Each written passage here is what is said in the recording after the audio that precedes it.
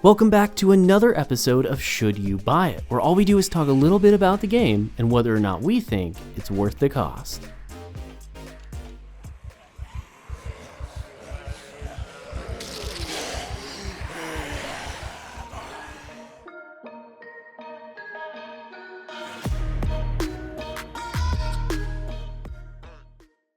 In this episode, we'll be playing Project Zomboid, the open-world hardcore zombie survival game where you and possibly some friends will have to test your skills in a post-apocalyptic Zed-infested world. So the first question we always cover in these videos is what stage of development is the game in? And in this case, Project Zomboid is currently in early access / beta and available on PC for $15. Now before we get too far into this, I just want to make it clear that we are reviewing the IWBUMS or beta branch of the game, and while yes, it currently doesn't have multiplayer, if you are desperate to play with friends and can't wait, there is an older version in which you can do so. So what exactly is Project Zomboid? Well, Project Zomboid is an extremely hardcore survival game. You will have to manage a lot of different things such as your hunger, wounds, sleep, strength, knowledge, and much more. Before we can talk about the gameplay, we first need to cover the world and the character customization. By default, the game gives you 3 difficulty settings as well as different starting scenarios. However, you can change the settings of your world in many different ways, such as the amount of loot you'll gain, amount of zombies within the world, your chance of contracting the virus, and whether or not you will have random events, as well as much more. Just as a note, in order to customize your settings, you will have to create your own world, as if you hit the solo button, it will only give you the 3 base difficulty options. During character creation, you're going to be choosing a job which will provide bonus traits. However, you can choose additional ones such as cat eyes, which will give you the ability to see better in the dark. Then you will have to balance out your trait score to 0 with some negative effects, such as Sunday Driver, which will slow down how fast you can drive a vehicle. There is a large choice of traits that you can choose from, and many of them will drastically impact the way that your character plays. Just to give you an example of how intense some of these traits can be, there is something called Deaf, which will literally mute everything in the entire game.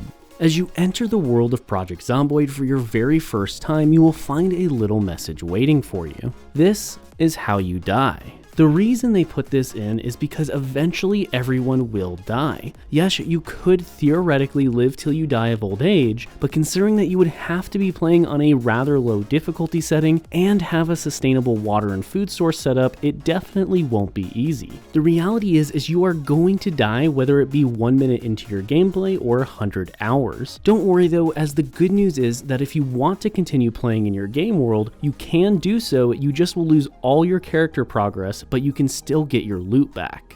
Now, in your typical gameplay of Project Zomboid, you will most likely find yourself going from one building to the next in search of many different resources and tools. This can include things like food, water, cooking utensils, melee weapons, firearms, medical supplies, farming supplies, and just about anything else you think would probably exist in your friendly neighborhood town. At first, this may seem overwhelming, but as time goes on and you experience more of what the game has to offer, you will find it's actually not that complex. Project Zomboid has a lot of different skills that you will have to keep track of. These do, however, differ from your traits. This includes everything from your strength to your carpentry. Each skill has different things associated with it, which cause them each to have a specific purpose. Carpentry will decide how many different structures made of wood you can make, as well as affect your chance to acquire resources from breaking down wooden objects. Whereas cooking will simply give you more recipes that you are able to cook. The idea here is that out of the many different skills, they all will slowly go up as you do things associated with that skill. Zomboid is also filled with many hidden systems that you will have to learn over the course of your gameplay. For some examples here, the lower your energy levels, the slower and weaker you will swing your weapons in combat. There is also a small chance for your radios to have an emergency broadcast system that will alert you to an incoming helicopter. Now before we go into the pros and cons, here's a quick tutorial on how to enable the IWBUMS, or better known as the beta branch. Okay, so what you're going to do is go over to your library, right click on Project Zomboid, go to Properties, you're then going to find the Betas tab, and then you're going to go ahead and use the drop down window to select Build 41 or IWBUMS, and you're good to go. So now let's go ahead and move over to the pros and cons section for the video. First up for the pros is that Zomboid provides a semi-realistic world for you to test your plan against a zombie infestation. The devs have made it clear that their original goal with this game was to make a game where you could test out your own personal plan and make decisions based on what you might do in a real zombie-infested world. Next up for the pros is the fact that the game has such an in-depth skill system and each one feels important. Just as an example, having a high carpentry skill can make a huge difference in your capabilities to survive. Another great thing about Project Zomboid is it has great replayability value. For example, you could start in the same town multiple times and still not explore everything. Zomboid is also a semi-realistic zombie survival game. This is not something like Left 4 Dead where you can take on hordes of zombies and expect to come out alive, as one bite is all it takes and you are guaranteed to become infected and die. Next up for the pros is that you play as a semi-realistic character. This means that you will have to deal with everything from hunger to panic whenever there are too many zombies near you. And considering this is supposed to be a realistic style of world, it only helps to immerse you into the game. There is also a fairly decent sized modding community that offers a wide variety of additions to the game, and this is only going to grow as the game comes out of beta. And lastly for the pros is that multiplayer is absolutely amazing in this game. Let's just say there is nothing like helping bandage your homie's crotch after getting scratched by a zombie. Now for the cons. First up for the cons is that the graphics honestly just aren't that great. In this day and age, to have these poor of a retro graphic feel to it is just really not most people's cup of tea. I know some people really enjoy them, but in our personal taste, we feel that is a turnoff for a lot of players, so therefore to us, the graphics are a con. Next up for the cons is that the combat style is kind of an acquired taste. Not everybody is going to enjoy it, and I totally understand that. It is not a very traditional way to play in combat, so it's something you're going to have to get used to. Just a quick overview of how this works. Basically, you have to hold the left control button and then left click in the direction you want to swing, or perfectly time your swings so that they swing when something's within range. Either way, it's definitely a little bit clunky, and I hope they come up with something or at least another option for players who don't like this.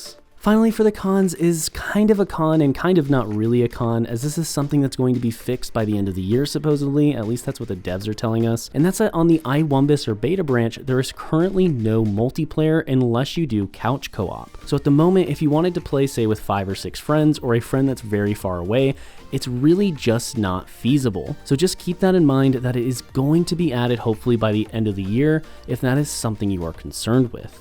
So now that brings us to the rating for the game. And when we rate games, we want to get 1 hour of enjoyment out of every $1 that we spend on the game. So for this game in particular, in Project Zomboid, we would want to get roughly 15 hours of enjoyment out of the $15 that we spent. And after putting over 24 played hours into this game, we give it 9 out of 10 potatoes. Project Zomboid coming in at such a low price tag and it having so much for you to learn and challenge yourself with just makes it one of the best games we have ever reviewed on this channel. Yes, it does have graphics and gameplay styles that some people may not be too fond of, but that sacrifice means that devs can make a much more in-depth game system for you to interact with. Personally, I've played well over 70 hours so far, and it's a game I just keep coming back to over and over again every time there's new content added. Therefore, we feel it is safe to say that Project Zomboid is without a doubt worth the cost. Before you guys go, don't forget to smash that like button and subscribe, as we recently noticed that over 98% of our viewers are not subscribed to our channel. We put out multiple new videos every single week, and your support is what makes this all possible. If you would like to support us even further and get some cool benefits, check out our membership program, which can be found in the join button below. Otherwise, thank you so much for watching, and we will see you next time.